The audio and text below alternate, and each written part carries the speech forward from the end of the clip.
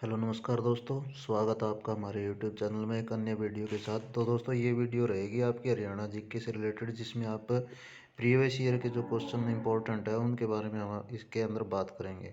तो दोस्तों जैसा कि आपको पता है कि जो जो हरियाणा के जो एचएसएससी के चेयरमैन है भोपाल सिंह खत्री, उनकी तरफ से सीईटी को लेकर जो है वो बयान आ चुका है कि सीईटी का जो आपका पेपर है वो अप्रैल के महीने में होने की पूरी पूरी संभावना है।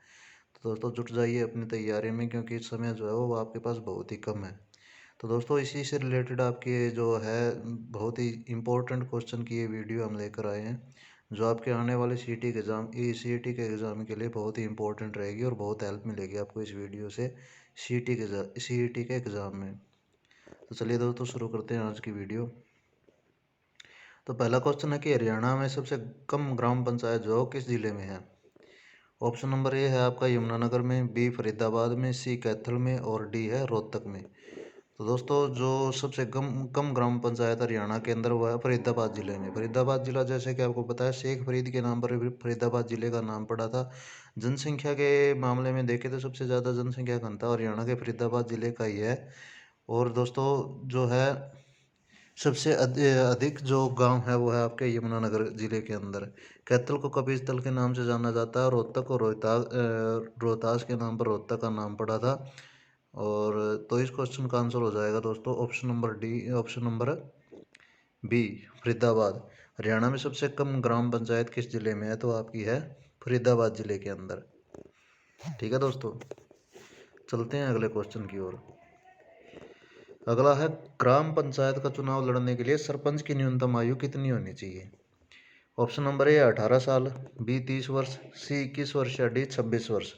तो जो सरपंच है, जो गांव का मुखिया होता है, आपको पता ही होगा, तो उसकी जो है इलेक्शन लड़ने के लिए, ग्राम पंचायत का इलेक्शन लड़ने के लिए सरपंच की जो उम्र है वो कितनी होनी चाहिए ताकि वो इलेक्शन लड़ सके। तो उसकी उम्र होनी चाहिए दोस्तों 21 साल। ऑप्शन नंबर सी इसका राइट आंसर हो जाएगा। जब 21 साल का कोई व्यक्ति है तो वो सरपंच का चुनाव लड़ सकता है। तो सरपंच का चुनाव लड़ने के लिए न्यूनतम आयु कितनी होनी चाहिए, 21 साल होनी चाहिए। चलते अगले क्वेश्चन की ओर। अगला है हरियाणा में सभी ग्राम पंचायत ऑनलाइन करवाने वाला प्रथम जिला कौन सा है। यानी कि ऐसा पहला जिला जिसने जो जितने भी ग्राम पंचायत की जितनी भी गतिविधि है वो ऑनलाइन माध्यम से कर दी है। यानी कि कागजी कार्रवाई कोई नहीं है, दस्तावेजों के आधार पर कोई भी कार्रवाई नहीं होगी, सभी जो कार्रवाई है वो ऑनलाइन माध्यम से होगी। ऑप्शन नंबर ए आपके पास सिरसा, बी है हिसार, सी कुरुक्षेत्र और डी करनाल। तो दोस्तों ऑप्शन नंबर ए में जो सिरसा है वह जो है ग्राम पंचायत के सभी जो कार्य है वो ऑनलाइन करने वाला हरियाणा का प्रथम जिला बन गया है। पहला जिला सिरसा है जो ग्राम पंचायत के जितने भी काम होते हैं वो ऑनलाइन माध्यम से होंगे, कागजी तौर पर कोई भी कार्रवाई नहीं होगी। तो सिरसा ऐसा जिला है, प्रथम जिला है जो ग्राम पंचायत के सभी जो कार्य हैं वह ऑनलाइन जिसने करवाए हैं। चलते अगले क्वेश्चन की ओर। अगला हरियाणा के जींद जिले के किस सरपंच ने सेल्फी विद डॉटर अभियान की शुरुआत की है। इनकी जो ये इस अभियान की जो प्रशंसा है वो प्रधानमंत्री नरेंद्र मोदी ने भी की थी। तो ऑप्शन नंबर ए आपके पास रामकरण, बी सुशील कुमार, सी सुनील कुमार, सुनील जागलान और डी है इनमें से कोई नहीं। तो जींद जिले के सुनील जागलान ने सेल्फी विद डॉटर अभियान की शुरुआत की थी दोस्तों। चलते अगले क्वेश्चन की ओर। अगला है लाओस देश में मिले अभिलेख में राजा देवका ने किस जिले की महिमा लिखी है।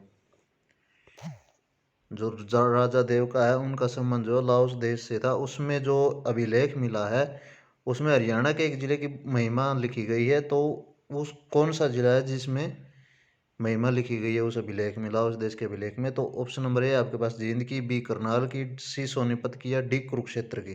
तो लाओस देश में जो अभिलेख मिला है उसमें महिमा लिखी गई है कुरुक्षेत्र जिले की, जिसे धर्मनगरी कहा जाता है। महाभारत का युद्ध जिस जगह हुआ था कुरुक्षेत्र के अंदर, ज्योतिषर जहाँ पे श्री कृष्ण ने अर्जुन को गीता का उपदेश दिया था वो भी कुरुक्षेत्र में है। ब्रह्म सरोवर जिसे एशिया का सबसे बड़ा सरोवर माना जाता है वो भी कुरुक्षेत्र में है। अल बरूनी ने जिसका जिक्र अपनी पुस्तक तहकीकात हिंद में किया था, ब्रह्म सरोवर का जिक्र किया था अल बरूनी ने। और दोस्तों कुरुक्षेत्र को कल्पना चावला तारामंडल के लिए भी जाना जाता है। बिरला मंदिर के लिए कुरुक्षेत्र को जाना जाता है। सबसे अधिक तीर्थयात्री जो आते हैं वो कुरुक्षेत्र के अंदर ही आते हैं। तो इस क्वेश्चन का जो आंसर है कि लाओस देश में मिले अभिलेख में राजा देवका ने किस जिले की महिमा लिखी है, तो कुरुक्षेत्र जिले की महिमा लिखी है। ऑप्शन नंबर डी इसका राइट आंसर हो जाएगा आपके पास। चलते हैं नेक्स्ट क्वेश्चन की ओर। अगला, गुजरी महल से प्राप्त स्तंभ पर कितने अभिलेख हैं? ए है 4, बी 8, सी 10 और डी डी 2। तो गुजरी महल से जो स्तंभ प्राप्त हुआ है उस पर कितने अभिलेख है? 8 अभिलेख। ठीक है दोस्तों, चलते हैं अगले क्वेश्चन की ओर। अगला है, दाहिने हाथ का शंख किसकी रचना है? ए खुशीराम शर्मा की, बी अल्ताफ हुसैन अली की, सी गुलाम हुसैन शाह की और डी है मोहन चोपड़ा की। अल्ताफ हुसैन अली के नाम पर अली पुरस्कार दिया जाता है। उर्दू अकादमी की तरफ से इन्हें अली पानीपति भी कहा जाता है। पानीपत में इनका जन्म हुआ था। तो दाहिने हाथ का शंख किसकी रचना है? वो है option number C, Ghulam Hussain Shah की। दाहिने हाथ का शंख किसकी रचना है? गुलाम हुसैन शाह की। चलते हैं अगले क्वेश्चन की ओर। अगला, हरियाणा के किस जिले में बेनेटन समूह की एक शाखा है? बेनेटन कपड़े और जूते बनाने वाली एक कंपनी है। आपको बताना है कि हरियाणा का ऐसा कौन सा जिला है जहाँ पर इसकी शाखा है। ए अंबाला, जिसे मिक्सी सिटी भी कहा जाता है, बी पंचकुला, सी गुरुग्राम और डी हिसार। तो जो बेनेटन समूह की जो शाखा है वो है ऑप्शन नंबर सी, गुरुग्राम के अंदर, जो कपड़े और जूते बनाने का कार्य करती है। चलते हैं अगले क्वेश्चन की ओर। अगला है, जाट गजट साप्ताहिक पत्र किस भाषा में प्रकाशित हुआ? ए हिंदी में, बी इंग्लिश में, सी उर्दू में या डी बंगाली में। जाट गजट जो है सर छोटू राम के द्वारा प्रकाशित एक साप्ताहिक पत्र है। सर छोटू राम को गरीबों का मसीहा भी कहा जाता है। रहबर आजम की उपाधि सर छोटू राम को दी गई थी। तो ये जाट गजट जो साप्ताहिक पत्र है, सप्ताह में एक बार प्रकाशित होने वाला, ये किस भाषा में प्रकाशित होता था? Option number A Hindi, B English, C Urdu या डी बंगाली। तो ये प्रकाशित होता था दोस्तों उर्दू के अंदर। उर्दू भाषा के अंदर जो है जाट गजट साप्ताहिक पत्र प्रकाशित होता था। सर छोटू राम के द्वारा यह शुरू किया गया था। चलते हैं अगले क्वेश्चन की ओर। अगला, हरियाणा में शहीदी दिवस किसकी याद में मनाया जाता है? ए भगत सिंह, बी नेकीराम, सी देवीलाल या डी राव तुलाराम। भगत सिंह की याद में जो शहीदी दिवस मनाया जाता है दोस्तों, वो मनाया जाता है 23 मार्च को। तो हरियाणा के एक ऐसे शहीद है जिनकी याद में हरियाणा के अंदर मेन तौर पे शहीदी दिवस मनाया जाता है, वो है डी राव तुलाराम। यानी कि ऑप्शन नंबर डी, जो राव तुलाराम है उनकी याद में शहीदी दिवस मनाया जाता है। चलते हैं नेक्स्ट क्वेश्चन की ओर। तो दोस्तों, राव तुलाराम की याद में शहीदी दिवस मनाया कब जाता है? वो मनाया जाता है 23 सितंबर को। 23 सितंबर को राव तुलाराम जो रेवाड़ी से संबंध रखते थे, उनकी याद में शहीदी दिवस मनाया जाता है 23 सितंबर को। और भगत सिंह, राजगुरु, सुखदेव की याद में मनाया जाता है 23 मार्च को नेशनल लेवल पर। चलते हैं अगले क्वेश्चन की ओर दोस्तों। अगला, हरियाणा में भारतीय राष्ट्रीय कांग्रेस की पहली जनसभा कब हुई? ए 11 अक्टूबर 1887, बी 12 अक्टूबर 1888, सी 26 जनवरी 1950 और डी 26 नवंबर 1949। तो हरियाणा के अंदर जो भारतीय राष्ट्रीय कांग्रेस की पहली जनसभा हुई थी वो हुई थी ऑप्शन नंबर बी 12 अक्टूबर 1888 को। तुर्रेबाज खान ने इसकी अध्यक्षता की थी। रोहतक के अंदर यह हुई थी दोस्तों। तो भारतीय राष्ट्रीय कांग्रेस की पहली जो जनसभा हरियाणा के अंदर वो हुई थी रोहतक के अंदर, तुर्रेबाज खान की अध्यक्षता में 12 अक्टूबर 1888 को। और जो कांग्रेस जो है वो हरियाणा के अंदर सबसे पहले लेकर कौन आए थे? कांग्रेस के जो है वो लेकर आए थे राय बहादुर लाला मुरलीधर 1886 में अम्बाड़ा के अंदर लेकर आए थे। और राय बहादुर लाला मुरलीधर जो है उनका संबंध था पलवल से। चलते हैं अगले क्वेश्चन की ओर। नरकातारी तीर्थ किस नदी के किनारे स्थित है? ए यमुना, बी सरस्वती, सी गंगा और डी इनमें से कोई नहीं। तो नरकातारी तीर्थ जो है वो सरस्वती नदी के किनारे स्थित है। आदि बद्री से सरस्वती नदी का जो आदि बद्री से सरस्वती नदी हरियाणा में प्रवेश करती है। आदि बद्री जो स्थान है वो हरियाणा के यमुनानगर जिले के अंदर स्थित है। और वैदिक नदी के नाम से भी सरस्वती नदी को जाना जाता है। और जो बात करें यमुना नदी के बारे में, तो यमुना नदी जो है वो हरियाणा और उत्तर प्रदेश के बीच सीमा बनाने का कार्य करती है। हरियाणा की सबसे बड़ी जो नदी है वो है यमुना नदी। ठीक है दोस्तों, और गंगा नदी की सहायक नदी है यमुना नदी। ठीक है, तो इस क्वेश्चन का जो आंसर है कि नरकातारी तीर्थ किस नदी के किनारे स्थित है, वो हो जाएगा सरस्वती नदी के किनारे स्थित है। आदि बद्री से हरियाणा में प्रवेश करती है, जो यमुनानगर के अंदर स्थित है। चलते हैं नेक्स्ट क्वेश्चन की ओर। अगला, शिवालिक पहाड़ी में कौन सा वन्यजीव अभ्यारण्य स्थित है? शिवालिक पहाड़ी जो मेन तौर पे हरियाणा के पंचकुला जिले के अंदर स्थित है। सबसे ऊंची चोटी जो शिवालिक पहाड़ी की है वो करो है। और आपको बताना है कि शिवालिक पहाड़ी में कौन सा वन्यजीव अभ्यारण्य स्थित है। ए है बीरबारा वन्यजीव अभ्यारण्य, बी खोल ही रहतान वन्यजीव अभ्यारण्य, सी असोलबट्टी वन्यजीव अभ्यारण्य, या डी इनमें से कोई नहीं। बात करें ऑप्शन नंबर ए में, ऑप्शन नंबर ए में जो बीरबारा वन्यजीव अभ्यारण्य है वो है आपका हरियाणा के जींद जिले के अंदर, जिसे हरियाणा का हृदय भी कहा जाता है। ठीक है। और खोल ही रहतान जो है वो शिवालिक की पहाड़ियों में पाया जाता है, पंचकुला जिले के अंदर। ठीक है दोस्तों, तो खोल ही रहतान वन्यजीव अभ्यारण्य जो है वो पंचकुला जिले के अंदर शिवालिक की पहाड़ियों के अंदर स्थित है। बात करें असोल भट्टी वन्यजीव अभ्यारण्य की, तो ये मेन तौर पर पाया जाता है फरीदाबाद जिले के अंदर, और तेंदुओं के लिए प्रसिद्ध है खोल ही रहतान असोल भट्टी वन्यजीव अभ्यारण्य। तो शिवालिक पहाड़ी में कौन सा वन्यजीव अभ्यारण्य पाया जाता है? वो पाया जाता है खोल ही रहतान वन्यजीव अभ्यारण्य, जो पंचकुला जिले के अंदर स्थित है।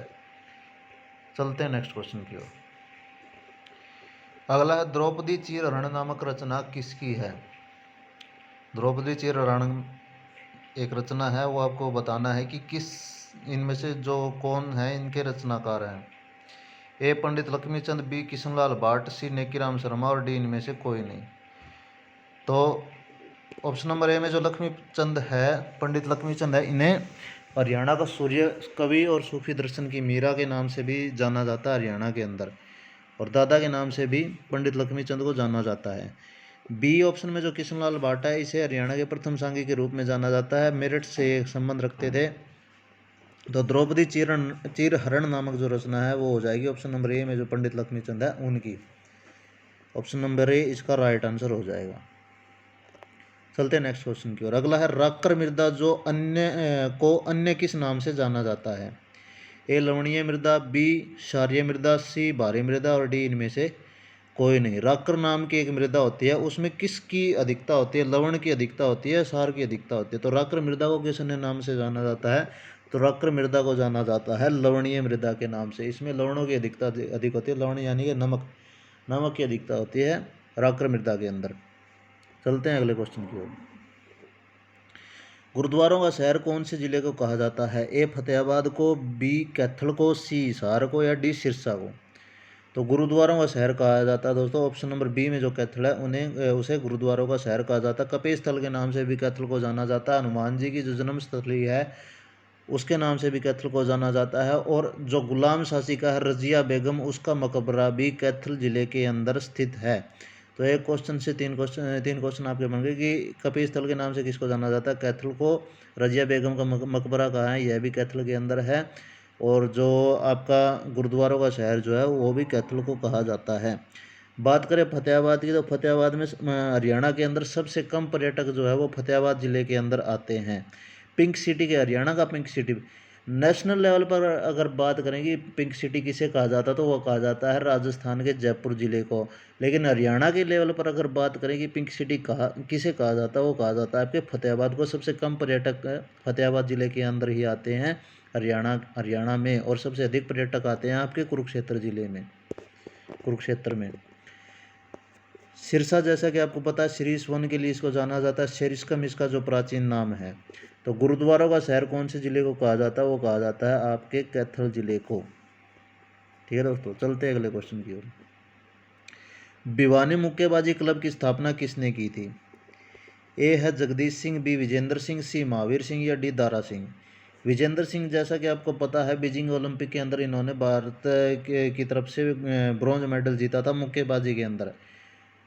और भिवानी ज़िले को जैसे आपके पता होगा कि जो भिवानी ज़िला है उसे मिनी क्यूबा के नाम से जाना जाता है। क्यूबा जो देश है वो मुक्केबाजी के लिए प्रसिद्ध है। तो हरियाणा का क्यूबा किसे कहा जाता है? वो भिवानी ज़िले को कहा जाता है।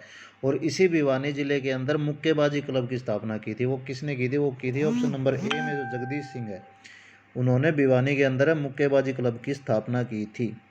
तो इस क्वेश्चन का आंसर हो जाएगा ऑप्शन नंबर ए जगदीश सिंह। चलते अगले क्वेश्चन की ओर। अगला है DHBVN का मुख्यालय किस जिले में स्थित है? DHBVN जिसे आप लिख सकते हो दक्षिण हरियाणा बिजली वितरण निगम। तो दक्षिण हरियाणा बिजली वितरण निगम का जो मुख्यालय है वो कहाँ स्थित है? ऑप्शन नंबर ए में सिरसा, बी हिसार, सी पानीपत या डी पलवल। तो दक्षिण हरियाणा बिजली वितरण निगम का जो मुख्यालय है वो आपका हो जाएगा ऑप्शन नंबर बी में जो हिसार है उसके अंदर। हिसार जिले के अंदर दक्षिण हरियाणा बिजली वितरण निगम का मुख्यालय स्थित है। तो उत्तरी हरियाणा बिजली वितरण निगम का मुख्यालय कहाँ स्थित है? वो आपका स्थित है पंचकूला जिले में। पंचकूला जिले में उत्तरी हरियाणा बिजली वितरण निगम का मुख्यालय स्थित है। दक्षिण हरियाणा का है हिसार में, उत्तरी हरियाणा का है पंचकूला जिले के अंदर। चलते हैं अगले क्वेश्चन की ओर। अगला, इनमें से कौन से हरियाणा के जैन कवि हैं? जैन कवि मुख्य तौर पे कौन से है हरियाणा के? ए सूरदास, बी बनवारी दास, सी तुलसीदास या डी बाणभट्ट। सूरदास जैसा कि आपको पता है जो अकबर, मुगल जो राजा है अकबर, उनके समकालीन सूरदास को माना जाता है। हरियाणा के फरीदाबाद जिले के सिंह गांव में इनका जन्म माना जाता है। तुलसीदास जैसा कि आपको पता ही होगा कि रामचरितमानस की जो रचना है वो तुलसीदास ने की थी। बाणभट्ट जो हरियाणा, जो भारत के प्रतापी राजा हर्षवर्धन, उनके दरबारी कवि थे बाणभट्ट। हर्षचरित की जो रचना है वो बाणभट्ट ने की थी। इसके अलावा कादम्बरी की रचना भी बाणभट्ट ने की थी। तो जो हरियाणा के जैन कवि जो प्रमुख हैं वो हो जाएंगे आपका ऑप्शन नंबर बी, बनवारी दास जो है वो हरियाणा के प्रसिद्ध जैन कवि हैं दोस्तों। चलते हैं अगले क्वेश्चन की ओर। अगला है, किस रोग के उपचार के मौलिक चिकित्सा में हरियाणा प्रथम स्थान पर है? यानी कि एक ऐसा भयंकर रोग है जिसके उपचार के लिए हरियाणा ने जो है फ्री इलाज के लिए जो है हरियाणा देश भर में प्रथम स्थान पर है। ए टीबी, बी हेपेटाइटिस सी, सी एड्स और डी पोलियो। टीबी रोग का जो ब्रांड एम्बेसडर है हरियाणा में हरियाणा के मुख्यमंत्री मनोहर लाल खट्टर और अभिनेता अमिताभ बच्चन है।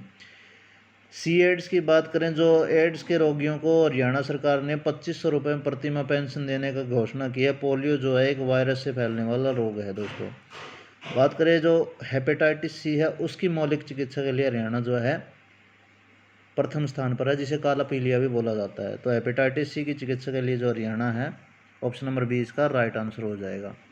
चलते हैं अगले क्वेश्चन की ओर। किस नदी को जगदात्री के नाम से भी जाना जाता है?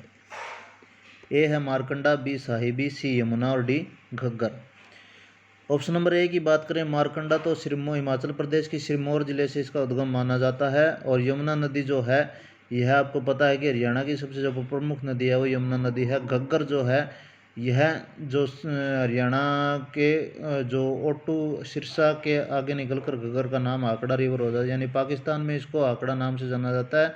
हरियाणा जो भारत के अंदर घग्गर के नाम से जाना जाता है।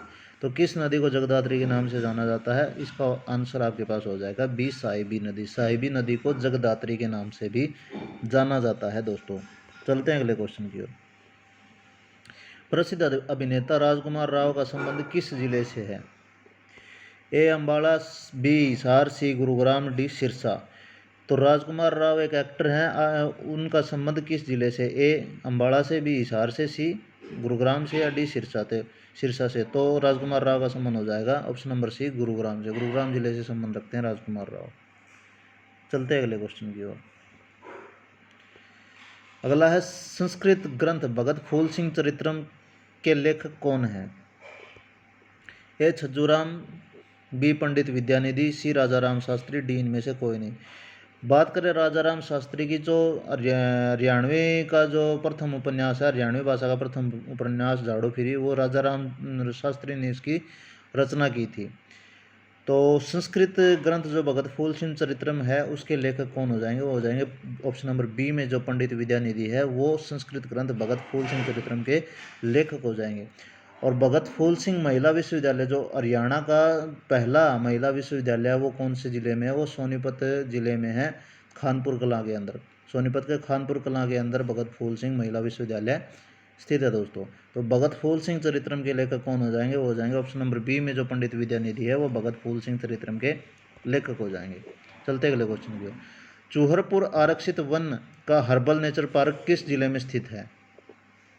चूहरपुर हर्बल नेचर पार्क किस जिले में स्थित है? ए कैथल में, बी यमुनानगर में, सी पानीपत में और डी फरीदाबाद में। तो चूहरपुर आरक्षित वन का हर्बल नेचर पार्क जो है वो स्थित है आपका ऑप्शन नंबर बी में जो यमुनानगर है, यमुनानगर के अंदर चूहरपुर जो है हर्बल नेचर पार्क स्थित है। कलेश्वर वन्य जीव अभयारण्य भी यमुनानगर के अंदर स्थित है और कलेश्वर से यमुना नदी हरियाणा के अंदर प्रवेश करती है। ठीक है दोस्तों, चलते हैं अगले क्वेश्चन की ओर। अगला है, इनमें से कौन सा पुरस्कार हिंदी साहित्य से संबंधित है? ए बाबू बाल मुकुंद पुरस्कार, बी महर्षि वेदव्यास पुरस्कार, सी भाई संतोष सिंह पुरस्कार। नहीं है बताना, हिंदी साहित्य से संबंधित नहीं है। ए बाबू बाल मुकुंद पुरस्कार, बी महर्षि वेदव्यास पुरस्कार, सी भाई संतोष सिंह पुरस्कार और डी पंडित लक्ष्मीचंद पुरस्कार। तो भाई संतोष सिंह पुरस्कार जो है वो पंजाबी साहित्य से आपका संबंधित है, यह हिंदी साहित्य से संबंधित नहीं है। ऑप्शन नंबर सी इसका राइट आंसर हो जाएगा। चलते हैं। तो दोस्तों आज के लिए इतना ही। आई होप आपको जो क्वेश्चन है वो अच्छे लगे होंगे।